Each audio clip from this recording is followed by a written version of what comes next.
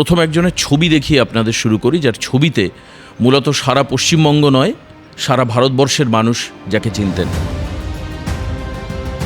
পড়ে যাচ্ছেন এরকম অবস্থা, কিন্তু পড়ছেন না, কিন্তু একবারের জন্য জাতীয় পতাকাটা পড়ছে না। আর আমি ইন্ট্রোডাকশন দেবো না, আমি সরাসরি চলে আসবো আজকের অনুষ্ঠানে। আমার সঙ্গে রয়েছেন সেই বলরাম বোস। মমতা ব্যানার্জি ইচ্ছাকৃতভাবে পশ্চিমবঙ্গের অর্থনৈতিক ব্যবস্থাকে নষ্ট করেছেন। শুভেন্দুবাবু এমন একজন কার্যকর্তা যিনি আর সাগর থেকে আর পাহাড় পর্যন্ত দৌড়ে বেরিয়েছেন।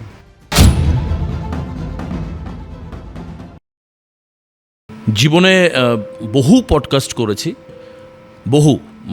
কয়েকশো পডকাস্টের উপরে হয়ে গেছে।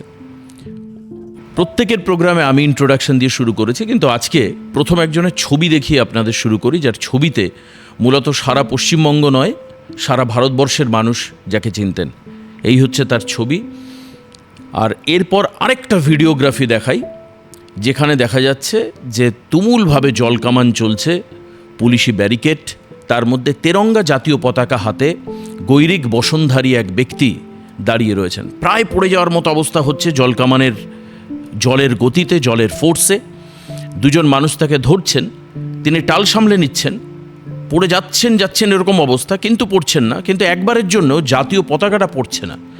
এই ছবিটা ভাইরাল হয় সোশ্যাল সাইটে। একদম আমি খুব জোর গলায় বলছি, এই ছবিটা ভাইরাল হয় সোশ্যাল সাইটে। তারিখটা আপনাদের যদি একটু স্মৃতি রোমন্থন করেন, অনেকেরই মনে পড়ে যাবে। ইউটিউবে বা সোশ্যাল সাইটে এখনও পর্যন্ত সেই ভিডিও আপনি চাইলেই সার্চ করে দেখতে পারেন। 2024 সাল 27শে আগস্ট, 27th of August in the year of 2024। Lalbazar এর পাশ থেকে শুরু করে নবান্ন অভিযান হচ্ছিল সেদিন। বিভিন্ন জায়গা থেকে নবান্নে যেরকমভাবে আসে, আমরাও কাভারেজ দিচ্ছিলাম। হঠাৎ করে এই ছবি সমস্ত মিডিয়াতে ধরা পড়ে। এই ছবিটা পরবর্তীকালে জানা যায় ওই ব্যক্তি হচ্ছেন বলরাম বোস। আর আমি ইন্ট্রোডাকশন দেবো না, আমি সরাসরি চলে আসবো আজকের অনুষ্ঠানে। আমার সঙ্গে রয়েছেন সেই বলরাম বোস। 2024 থেকে 2026 দুটো বছরের মধ্যে অনেক কিছু বদলে গেছে, অনেক কিছু। সেই সময়ে যে আন্দোলন ছিল, বলরামবাবু আপনাকে স্বাগত জানাই প্রথম অনুষ্ঠানে। যে আন্দোলন আমরা দেখছিলাম, সেই আন্দোলন কিসের আন্দোলন ছিল আর একটু পরিষ্কার করে দিন মানুষের কাছে। এবং সেই দিনের ওই ছবিটা আপনি কিভাবে গেলেন ওইখানে আন্দোলনে ওই সময়। তারপর আমরা যেটা দেখছিলাম যে আপনি গৈরিক বসন পরিহিত অবস্থায়, না সাদা পোশাক পরেছিলেন, গৈরিক পোশাকই পরেছিলেন, জলকামান আপনার উপর চার্জ হচ্ছে, দুজন মানুষ কোনো রকমে আপনাকে ধরে রয়েছে, একটা ব্যানার দিয়েও আপনাকে আটকানোর চেষ্টা করা হচ্ছিল, হাতে একটা জাতীয় পতাকা। এই ইতিহাসটা একটু আগে পরিষ্কার করুন আমাদের সামনে। আমি আপনার সমস্ত দর্শকদের প্রণাম জানাই। বিষয়টা এরকম আছে যে আমাদের শাস্ত্রে বলা হচ্ছে যে দেশে নারীরা সম্মানিত হয় না, অর্থাৎ অপমানিত হন, সেই দেশে ঈশ্বর বাস করেন না।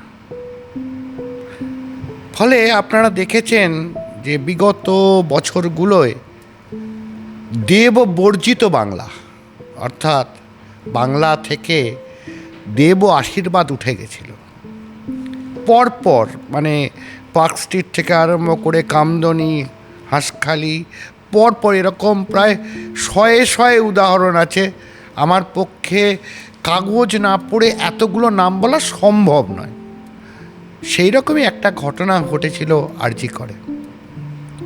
সেখানেও একজন স্টুডেন্ট এমডি করছিলেন, মেডিকেল এমডি করছেন, তিনি ডিউটিরত অবস্থায় আর অত্যাচারিত হন। আমি ল্যাঙ্গুয়েজটা একটু কন্ট্রোল করছি। অত্যাচারিত হন,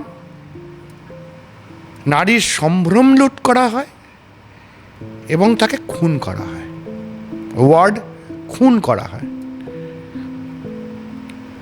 মানুষের যে বিবেকের তাড়না, এবং আমরা যারা একটু সাধন জগতে থাকি, একটু শাস্ত্র এবং দর্শন নিয়ে পড়াশোনা করি, তো আমাদের মনে হয়েছে যে এই বাংলার নারী মুক্তির জায়গা, নারীদের স্বাভিমান ফেরত আনার জন্য আমাদের বোধহয় আর ওই কোনো মঠে বা মন্দিরে বসে থাকার জায়গা নেই। সাধারণ মানুষের মতো আমাদেরও নামা উচিত। সেইখান থেকেই সক্রিয়ভাবে এই আন্দোলনে যুক্ত হয়ে যাই। আচ্ছা, এরপর কি হলো? সেই আমি আপনাকে বলি যে সেই সময় বলরামবাবু পুলিশের বিরুদ্ধে তথ্য প্রমাণ লোপাট করবার একের পর এক অভিযোগ আসছিল এবং তাতে তদানীন্তন পুলিশ কমিশনার, কলকাতা পুলিশের ডিসিপি পদাধিকারী, একাধিক ব্যক্তি যাদের নাম জড়িত ছিল। এরপর পুলিশ আপনাকে নিয়ে ছানবিন তল্লাশি করলো না? মানে একটা তো পারসেপশন বলরামবাবু ছিলই যে গেরুয়া যখন পোশাকটা পরেছে লোকটা বিজেপি করে। আপনাকে কতটা অত্যাচারিত হতে হয়েছিল, নাকি সেই সময় আপনার মতো? এর মধ্যে একটা অদ্ভুত ঘটনা আছে। তারা ঠিক এই ঘটনার পরবর্তী সময়ে আরও কিছু ঘটনা ঘটে, অর্থাৎ সাংবাদিকরা, আপনাদের মতো যারা সাংবাদিক, তারা আমার ইন্টারভিউ করতে আসেন। এই রকম সাংবাদিকের মানে আড়ালে আচ্ছা পুলিশের লোকও আসেন। আচ্ছা, তারা এসে রিপোর্টও দেন। আমার পড়াশোনা আমি যেখানে পড়াশোনা করি, যে লাইব্রেরি আমার আছে, সেখানে মানে বিশেষ করে ইন্ডিক এডুকেশন সিস্টেমের যত রকম বই আছে, ওনারা ভালো করে সেগুলোকে লক্ষ্য করেন, আমার বাড়ির পুরো ছবি তোলেন এবং রিপোর্ট যেটা দেন সেই রিপোর্টটা হচ্ছে না এনারা মানে কলকাতার আদি অধিবাসী, এই ভদ্রলোক পড়াশোনা করেন, পড়াশোনা নিয়েই থাকেন, এনার এগেনস্টে ওই রকম কোনো টাকা নয় ছয়েরও কোনো গল্প নেই, কিন্তু উনি একটু অগোছালো, মানে একদম ডিটেলসে এইভাবে লেখা আছে। উনি একটু অগোছালো, ওনার এখানে বই পড়ে রয়েছে, ওখানে বই পড়ে রয়েছে, কাপড় জামা খুব সুন্দর করে গোছানো নেই। হ্যাঁ, এখানে ওখানে। তার মানে আপনার বাড়িতে গিয়ে বাড়িতে গিয়ে ডিটেলস ইনভেস্টিগেশন করা হয়েছে, ডিটেলস ইনভেস্টিগেশন করা। যে সমস্ত পুলিশ ভাইরা রিপোর্ট দিয়েছেন তারা হয়তো আজকে শুনছেন এই বিষয়টা, ভালো লাগছে আপনাদেরও, হয়তো আমি আপনাদের মেসেজটা দিতে পারছি।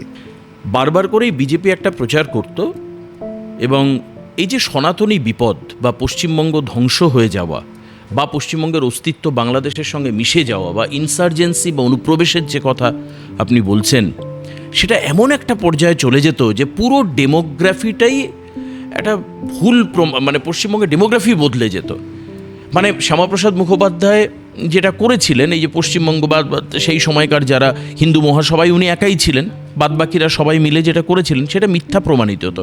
কতটা বিপদ ছিল বা ভয়াবহতা ছিল যদি এবার বিজেপি না জিতত? ব্যাপারটা হচ্ছে এর প্রমাণ কিন্তু 1 বছর আগে দেখা গেছে। আপনি যখন সিএএ আন্দোলন হয় তখন কি দেখেছেন? যে ট্রেনের লাইন ফাইন উপরে ফেলে, হ্যাঁ, বিভিন্ন জায়গায় গন্ডগোল, হিন্দু বাড়িগুলো পোড়ানো, হিন্দু দোকানগুলো পোড়ানো, ওয়াকফ বোর্ড, একদম ওয়াকফ বিরোধী আন্দোলন, ওয়াকফ বোর্ডের সঙ্গে হিন্দুদের কিসের সম্পর্ক? সেখানে আপনারা গোবিন্দ দা বা চন্দনকে খুন হতে দেখেছেন। শামসেরগঞ্জ সুতিতে আগুন জ্বলল। আমি নিজে ছিলাম ওই জায়গায়। আমি নিজে যখন আগুন জ্বলছে তখনই আমি একমাত্র বাধ্য হয়েছিলাম এই গৈরিক বসন ত্যাগ করতে। আমার এই মানে ত্রিপুণ্ডক আমাকে মুছতে হয়েছিল, আমাকে সাদা পোশাক ধারণ করতে হয়েছিল, আমার গলায় রুদ্রাক্ষ বর্জন করতে হয়েছিল। মানে এটা কি লাইফ থ্রেট ছিল? লাইফ থ্রেট ছিল। আচ্ছা, লাইফ থ্রেট ছিল। আমি গ্রামের ভেতরে ভেতরে ভেতরে ভেতরে ঘুরে ঘুরে আমি সেই সমস্ত মা বোনেদের সঙ্গে কথা বলেছি যারা অত্যাচারের ডাইরেক্ট মানে ভিকটিম ছিল, তাদের সঙ্গে ডাইরেক্ট কথাবার্তা হয়েছে। তারা বলছেন যে এই আমার মানে পরিচিত মুখ তারা দেখিয়ে দিচ্ছে বাংলাদেশিদের, কারণ ব্যাপারটা কাজটা করেছে মেনলি বাংলাদেশিরা, অপারেশনটা করেছে বাংলাদেশি। মানে তারা কি বর্ডার ক্রস করে এসে করে আবার আচ্ছা আবার বেরিয়ে চলে গেছে। আচ্ছা, ধরা পড়লে তো আপনি মারা পড়তেন আর কি। মানে এত যখন ভাঙচুর আগুন লাগাচ্ছে, আপনার মতো একজন মানুষকে মেরে ফেলা মুহূর্তের ব্যাপার ছিল। এবং আরেকটা জিনিস, সেখানে হিন্দু বাড়িগুলোকে ইন্টেনশনালি মার্কিং করা হয়েছে জেনসেন ভায়োলেট বা ওই দেখবেন বস্তার মধ্যে ভায়োলেট কালারের কিছু রং দিয়ে রং লেখা হয় অমুক জায়গায় যাবে, চালের বস্তা বা ইত্যাদি বড় বড় বস্তা, সেই রকম করে মার্ক করা হয়েছে হিন্দু বাড়িগুলো। আচ্ছা, মানে মার্কিংটা সকালবেলায় হয়েছে আর এই ভ্যান্ডালিজম চলেছে রাতের বেলায় নিশ্চয়ই। এবং সেটা একদিন নয়, টানা চলেছে, টানা 2-3 দিন ধরে চলেছে। বলরামবাবু, এখানে সবচেয়ে আগে প্রশ্ন আসবে যে এই রাজ্য তো আর একেবারে খোলা ময়দান না, পুলিশ প্রশাসন আছে। তাহলে এই যে আপনি এই যে চূড়ান্ত ভ্যান্ডালিজমের কথা বলছেন, শামশেরগঞ্জ থানা রয়েছে, সুতিতে মনে হয় ফাঁড়ি রয়েছে, পাশে মুর্শিদাবাদ মালদা ডিস্ট্রিক্ট পুলিশ, এদের ভূমিকা কি? শামশেরগঞ্জ পুলিশের থানা থেকে 100 মিটারের মধ্যে 50 মিটারের মধ্যে এই দোকানগুলো পোড়ানো হয়েছে, একদম ঠিক, এবং সেখানে পুলিশ পুরো দাঁড়িয়ে ছিল। এটা কি ভয়ে তাদের বারণ করা হয়েছে? বিষয়টা হচ্ছে আমি দেখিনি। আপনি যদি চোখ বন্ধ করে বসে থাকেন তাহলে আপনি দেখবেন না। ঠিক, যে অন্যায়গুলো হয়েছে, যারা এখানে এসেছিল তারা তো নিজেরা স্বীকার করছে যে আমাদের কার্ড, রেশন কার্ড দেওয়া হয়েছিল, আধার কার্ড, ভোটার কার্ড, সব কিছু আছে, লক্ষ্মীর ভাণ্ডার পেতাম। তো তারপরেও যদি কেউ বলে না না আপনি প্রমাণ করতে, আমাকে বললাম একটা জায়গায় না মানুষেরও কনফিউশন তৈরি হয়। এই যে মমতা বন্দ্যোপাধ্যায়, অভিষেক বন্দ্যোপাধ্যায়, মানে তথাকথিত টাইটেল বলে দিচ্ছে যে তারা হিন্দু, ব্রাহ্মণ, হিন্দু শুধু নয়, তারা ব্রাহ্মণ। এবং বন্দ্যোপাধ্যায় শুনেছি নাকি এই কাস্টিজমের যে স্লাবগুলো রয়েছে তার মধ্যে বেশ একটা ভালো জায়গায় বন্দ্যোপাধ্যায় তাদেরকে দেখা হয়। তাহলে মমতা বন্দ্যোপাধ্যায় এবং অভিষেক বন্দ্যোপাধ্যায়ের এই অকৃত্রিম মুসলিম প্রেমের কি, মানে এর পিছনে কি কোনো কারণ আছে? মানে আপনি তো প্রচুর পড়াশুনো করেছেন, আমি জানি, এর কি কারণ আছে? ছোট্ট একটা ইতিহাস থেকে কথা বলি। এটা 2002 সাল, তখন অটল বিহারী বাজপেয়ী সরকার চলছে। তো অটল বিহারী বাজপেয়ী চাইছিলেন যে সর্বভারতীয়ভাবে গোহত্যা বন্ধের জন্য একটা বিল আনা হোক। তখন বানাতেওয়ালা বলে একজন ছিলেন, আপনি যদি রিকল করতে পারেন, বানাতেওয়ালা সামথিং। তো তিনি বলেছিলেন যে ঠিক আছে, তাহলে আপনি একটা কাজ করুন, আপনার দলের সবাইকে রাজি করুন, আমরা মুসলিম লীগ, মানে মুসলিম যে সমস্ত এরা রয়েছেন, এমএলএরা রয়েছেন, এমপিরা রয়েছেন, তাদের আমরা রাজি করিয়ে নেবো, তাহলে একটা সর্বভারতীয়ভাবে সিদ্ধান্ত হবে, এই রেগুলারের ক্যাওস আর ভাল লাগছে না, তাহলে গোহত্যা ভারতবর্ষ থেকে বন্ধ হবে। মমতা ব্যানার্জি বেঁকে বসলেন। মমতা ব্যানার্জি বললেন গরুর মাংস খাওয়া আমার অধিকার, ফলে আমি কোনো জায়গায় এমন কোনো জায়গায় ভোট দেবো না যেখানে গোহত্যা বন্ধের কথা আসছে। ব্যাপারটা হচ্ছে মানসিকতা, যে হিন্দুদের আঘাত দেওয়া বোধহয় অনেক বেশি সহজ, তারা রিয়্যাক্ট করবে না। ববি হাকিম বারবার করে বলে যাচ্ছেন যে হিন্দুরা হচ্ছে এমন একটা জাত যাদের ওপর আল্লাহ কৃপা বর্ষিত হচ্ছে না, তার কারণ তারা আল্লাহকে মানে না। ববি হাকিম যখন এই কথাটা বলছেন, তাহলে উনি কি করতে চাইছেন? যে আনফিনিশড এজেন্ডাকে উনি রূপায়ণ করতে চাইছেন। এই জায়গাটা আমি ধরি, বলেন, আমি জাস্ট বলতে চাইছি, এই যে আনফিনিশড এজেন্ডা আপনি বলছেন, অশোক স্তম্ভ আমাদের এই বাংলার সরকারি কাগজে ব্যবহার করা হতো না, বিশ্ব বাংলা লোগো অ্যাপ্রুভাল পেয়েছিল। স্লোগান আপনি জানেন, জয় বাংলা স্লোগান, বাংলাদেশের স্লোগান। আপনি এটাও জানেন যে ভারত এবং বাংলাদেশ সীমান্তবর্তী এলাকায় গত বাংলাদেশের সাধারণ নির্বাচনে কন্টিনিউয়াসলি জামাতিদের জয়। রাজ্যের মুখ্যমন্ত্রী ম্যাক্সিমাম সময় সুপ্রিম কোর্ট এবং সেন্ট্রাল গভর্নমেন্টকে ভায়োলেট করবার একটা, ওই ভায়োলেশনের একটা মানসিকতা। তাহলে আপনি কি সন্দেহ করছেন? এ তো ভয়াবহ সন্দেহ। তাহলে কি আপনি এই সন্দেহ করছেন, এই যে আনফিনিশড এজেন্ডা বললেন, তার মানে কি পশ্চিমবঙ্গকে আলাদা স্বাধীন দেশ হিসাবে ঘোষণা করার একটা এজেন্ডা, বা বাংলাদেশের সঙ্গে মার্চ করা যাবে? মুসলিম লীগ যে আনফিনিশড এজেন্ডাটা রেখে গেছিল, সেখানে বাংলাকে, মানে আপনি ঠিক মনে করুন 20শে জুন 1947 পশ্চিমবঙ্গকে বার করে আনা হলো, পশ্চিমবঙ্গ দিবস যেটা, হ্যাঁ, পশ্চিমবঙ্গকে অখণ্ড বাংলা থেকে বার করে আনা হলো। যে কারণে শ্যামাপ্রসাদ মুখার্জিকে যখন প্রশ্ন করা হয়েছিল, তখন শ্যামাপ্রসাদ মুখার্জি বলেছিল you divide India, I divide Pakistan. হ্যাঁ, এই বিষয়টা এসছে। এই আনফিনিশ এজেন্ডার মধ্যে বিষয়টা এরকমভাবে আসছে যে আপনার রাষ্ট্রের যারা যারা মানে সিম্বলিজম তাকে অস্বীকার করো। আমি পরিষ্কার বলি, উনি বাইরের ডিপ স্টেটের পার্ট, উনি হচ্ছেন বিদেশি এজেন্ট। ওনাকে এই দায়িত্ব দিয়ে পাঠানো হয়েছে। ভারতকে ভাঙার জন্য আমেরিকান ডিপ স্টেট কাজ করছে, এটা সবাই জানে। মানে আপনি তো বলছেন এই বাংলাদেশের গণ অভ্যুত্থান, শ্রীলঙ্কার গণ অভ্যুত্থান, নেপালের গণ অভ্যুত্থানের মতো এখানে তাই হতে পারে। একদম এটা ওপেন সিক্রেট। এখানে এমন একটা সিস্টেম তৈরি করো। আমি একদম পরিষ্কার অন্যভাবে বলি, মমতা ব্যানার্জি ইচ্ছাকৃতভাবে পশ্চিমবঙ্গের অর্থনৈতিক ব্যবস্থাকে নষ্ট করেছেন। তার কারণ, যদি এখানে একটা আনস্টেবল ইকোনমিক কন্ডিশন তৈরি হয়, তাহলে অনেক সময় জনবিক্ষোভ হবে। আপনি সেটাকে যে কোনো দিকে টার্ন নেওয়াতে পারেন। কিন্তু উনি একটা জায়গায় ভুলে গেছেন, এ বাংলা বিপ্লবের দেশ, এ বাংলা বিপ্লবী জন্ম দিয়েছে। হ্যাঁ, বিপ্লবী মানে এখানকার বাঙালি মায়েরা তাদের সন্তানকে বলেছে যে এই নে গীতা, যা গিয়ে দেশের জন্য মর। তোর এটা একটা মা, আর ভারত মাতা একটা মা। তো এই জায়গা হচ্ছে এই বাংলা। বললাম যে এটা কি আনক্যালকুলেটিভ ছিল? মানে এই যে মমতা ব্যানার্জির হার, যেভাবে উনি এগোচ্ছিলেন, আমার পরিষ্কার এই বাইটটা মনে আছে যে যখন 23 তারিখে প্রথম এপ্রিলের ভোট হলো, 23 তারিখের বিকেলের দিকে, 23 এপ্রিল 2026 ফার্স্ট ফেজের ভোটের পর উনি বললেন আমরা জিতে গেছি। 29 তারিখে যে ভোটটা হলো, তারপর তো উনি বললেন আমরা 250টা আসন পাবো। আপনি আমাকে বলুন যে কোন ক্যালকুলেশনে, আপনি অনেক স্টাডি করেন আমি জানি, কোন ক্যালকুলেশনে মমতা বন্দ্যোপাধ্যায়ের মারাত্মক ম্যাসিভ একটা ল্যান্ডস্লাইড মানে হলো, ডিস্ট্রাকশন হলো? না, ব্যাপারটা হচ্ছে যে দেখুন, আমি এইবার আসছি আসল আপনি যে প্রশ্নটা করছেন সেটা। মমতা ব্যানার্জি একটা জিনিস ক্যালকুলেট করেননি। সেটা হচ্ছে উনি ভেবেছেন ওনার পার্টির লোকেরা চোখ বন্ধ করে তৃণমূলে ভোট দেবে, কিন্তু আমাদের মতো হাজার হাজার মানুষ, আমি এই যে বললাম যে আমরা ভেতরে ভেতরে কাজ করছিলাম, হ্যাঁ, হিন্দুদের সংগঠিত করার কাজটা করছিলাম, এরকম হাজার হাজার মানুষ কাজ করেছে।